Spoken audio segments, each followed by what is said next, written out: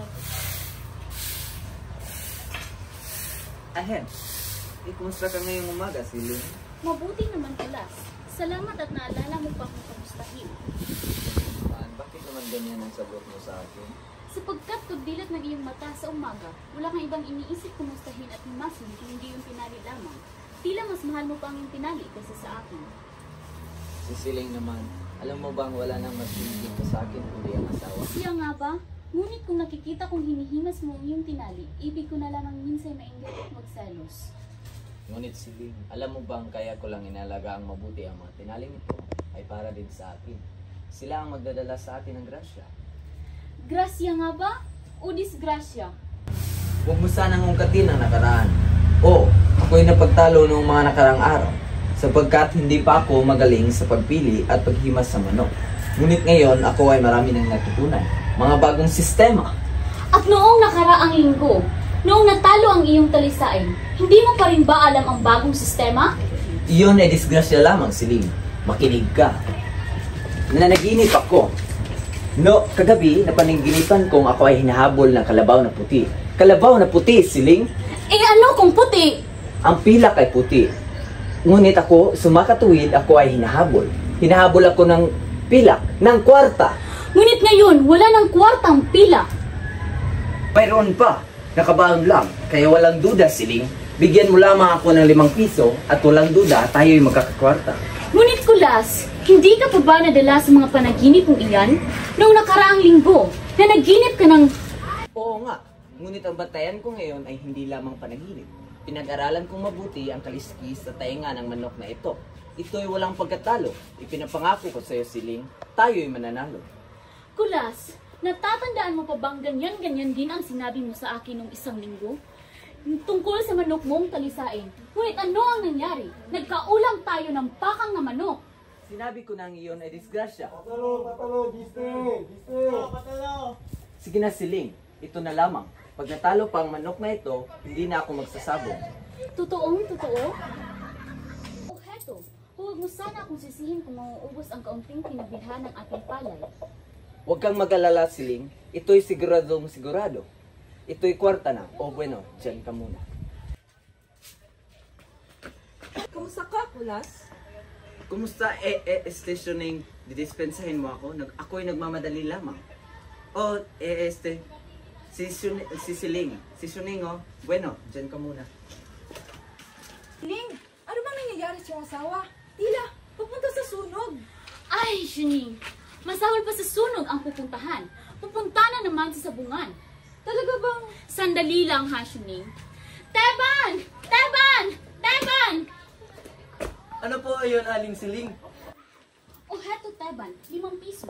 Nagpunta na naman ang amo mo sa sabungan. Magpadili ka, ipusta mo ito at baka ikaw ay mahuli. Ipusta ang 5 piso? Hoy, Siling! Ikaw ba naging sabongera na rin? Hindi ka sabongera, ngunit pumupusa ka sa sabong? Hoy, Siling! Anong pinagsasabi mo? Bueno, Shuning. Maupot ka at ipapaliwanag ko sa iyo. Ngunit huwag mo sana itong ipaalam kanino man. Oo, huwag kang mag-alala sa akin. Alam mo, Shuning, ako'y pupusta sa sabong upang huwag kaming matalo.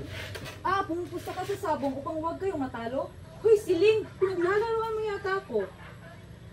Di, alam mo, marami na kaming nawawalang kwarta sa kakasabong ni Kulas. Nag-aalala ako na baka darating ang araw na mauubusan kami ng kwarta. Pinilit ko siyang pagilid, ngunit madalas kaming magkagalit. Upang hindi kami magkagalit at huwag maubos ang aming kwarta, ay umisip ako ng paraan. Sa tuwing may isang buwan na, sa tuwing nagsusugal si Kulas sa kanyang manok, ay pinapapunta ko rin si Teban sa sabungan at pumusta sa manok ang kalaban. Sa anong dahilan? Pwes, kung natalo si Kulas, nanalo ako.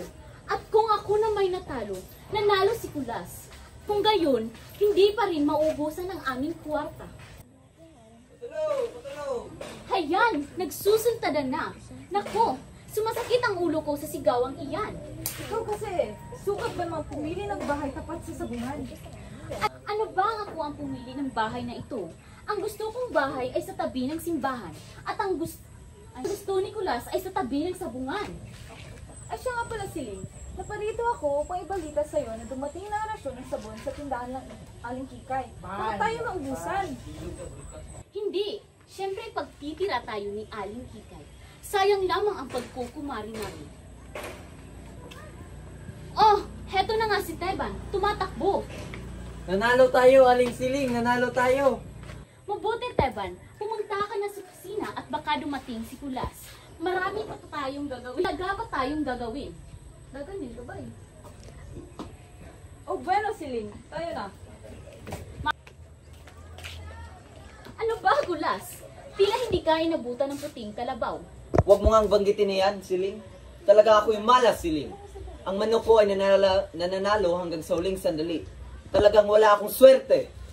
Iyan ang hirap sa sugal. Ibang hinahawakan kundi ang swerte. Talagang letse ang sabong. Sinusumpa ko. Niayaw ko nang makita ang anino ng sabungang iyan. Katotoo na iyan, Kulas. Ipinapangako ko sa iyo, Siling. Talagang hindi na ako magsasabong. O bueno, magpalamig ka muna ng ulo. Pupunta lang kami kay Aling Kikay para bumili ng sabon.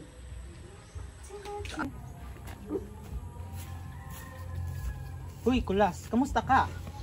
Ay, Castor. Talagang ako'y palaging natatalo. Talagang ako'y malas na nagsimulang magsagupaan ang manok ko at manok ng kalaban at nag-away sila sa hangin, palo din palo diyan, ay natamaan ng aking manok ang kalaban. Maganda ang tama dito sa tiyan. Pagtama sa tiyan ay lumundag ang manok ng kalaban. Tumihaya. Pagtihaya ay ang aking manok ay walang tama. Pero alam mo kung saan lumagpak? O saan? Hindi sa tari ng kalaban. Talagang ayaw ako ng sabong. Yan ang hindi marami. Halos tutong na lang ang natitira sa aming tipon. Ngunit, hindi naman katwiran ang hindi ka na magsabong. Ano bang hindi tama? Sapagkat pag hindi ka na nagsabong, ay tuluyan ng perdida ang kwartang natalo sa iyo. Pero, pag ikay magsasabong pa, ay maaaring makabawi. Hindi, Castor. Tama si Siling. Talagang ang sabong ay swerte-swerte lamang. At masama ang aking swerte. Ano bang swerte-swerte? Iyan ay hindi totoo. Tingnan mo ako, Kulas. Ako hindi natatalo sa sabong. Manong ang matigil ka, Castor? Ihalos kadawi mo nga ay nakatali ang iyong manok. Etong si Kulas. Nabastos nga pala sa huwego. Oo, natatalo nga ang aking manok. Ngunit nananalo naman ako sa pustahan. Ngunit paano iyan? Taon to. Pumupusta ako, hindi sa aking manok, kundi sa kalaban. Eh kung magkataong ang manok mo ang manalo, Hindi maaaring manalo ang aking manok. Ginagawan ko ng paraan. anong paraan? Ano bang biro ang sinasabi mo? Ito'y totoo. At kung hindi nga kita kaibigan, eh hindi ko to sasabihin sa iyo. Ngunit Castor, paano mangyayari yan? Talaga bang gusto mong malaman? Aba oo, sige na.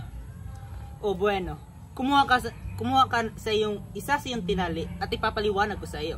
Kahit saan sa aking mga tinali. Oo, kahit alin dyan.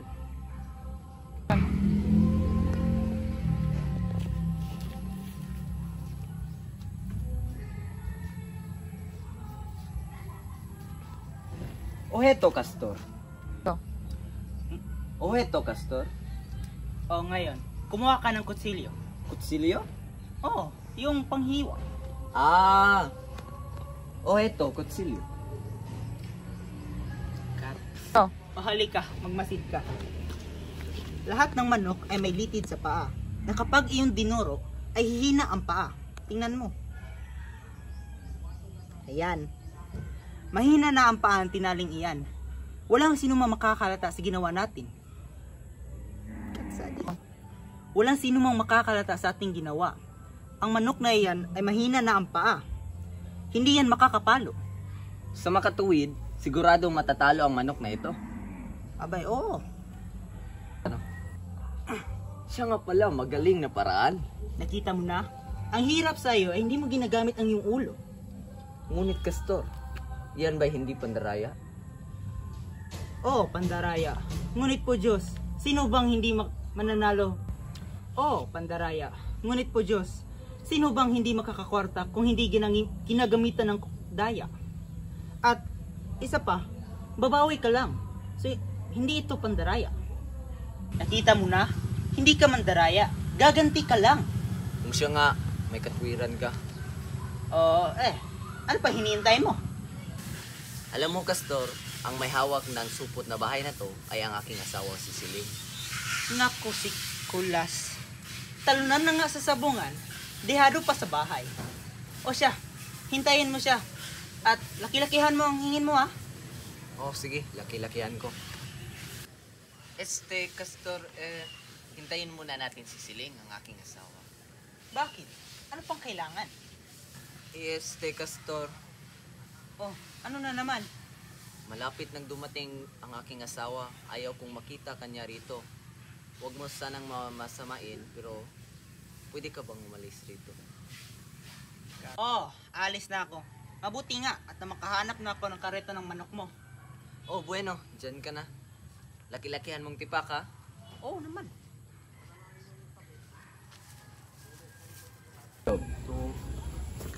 Ano na naman iyan, Kulas? Akala ko ba isusumpa mo na ang sabungan? Siling, ngayon na lamang. At walang salang tayo'y makakabawi. Nako, itong si Kulas, parang presyo ng asukal, oras-oras nagbabago. Hindi na Siling, ngayon na lamang. Pag natalo pa ang manok na ito, patayin mo na lahat ng mga tinali ko dyan. Ipinapangako sa'yo. Pagkapangako naman niyan ay mapako. Hindi Siling, ayan si Suning. Siya ang ating magiging testigo. Siya nga naman, Siling. Bigyan mo na. Ako ang testigo. O bueno, ngunit ngayon lamang ha, pangako mo iyan. Oo Siling, itaga mo sa bato. Magkano ba ang kailangan mo? 20 piso. 20 piso? Sean, Sus, Mariosep! oo, 20 piso Siling upang tayo'y makabawi. O bueno, heto. Go. Ay salamat Siling, ito'y kwarta na, hindi ka magsisisi. Dos na do.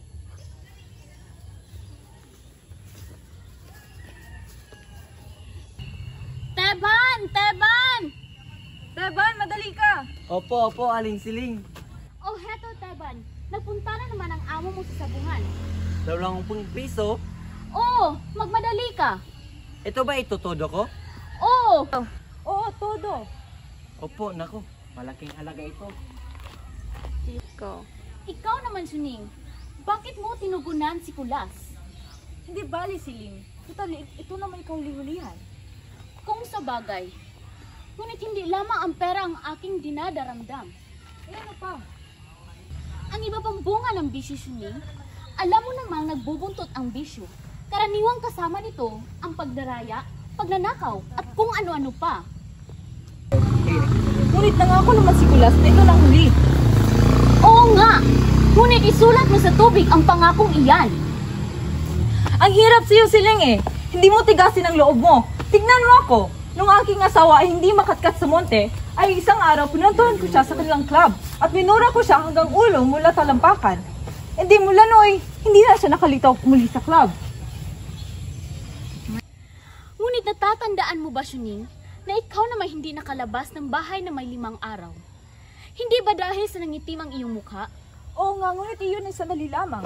Pagkaroon yun ay Estebian, chocolate na naman kami. Hindi ko yata magagawa iyan. Magaan pa sa akin ang magtiis na lamang. Go. Ayan, tila tapos na ang sultada. Sino kayang nanalo? Malalaman natin pagdating ni Teban. Siya'y uuwi agad upang hindi sila magkita ni Kulas. Ready, go. Siling, mag-ingat ka naman sa pagtitiwala ng pera kay Teban. Huwag kang mag-alala kay Teban, Suning. Siya'y mapagkakatiwalaan. Siya nga, ngunit tandaan mong ang kwarta ay mainit na kapag nasa palad na ng tao. Huwag kang mag-alala.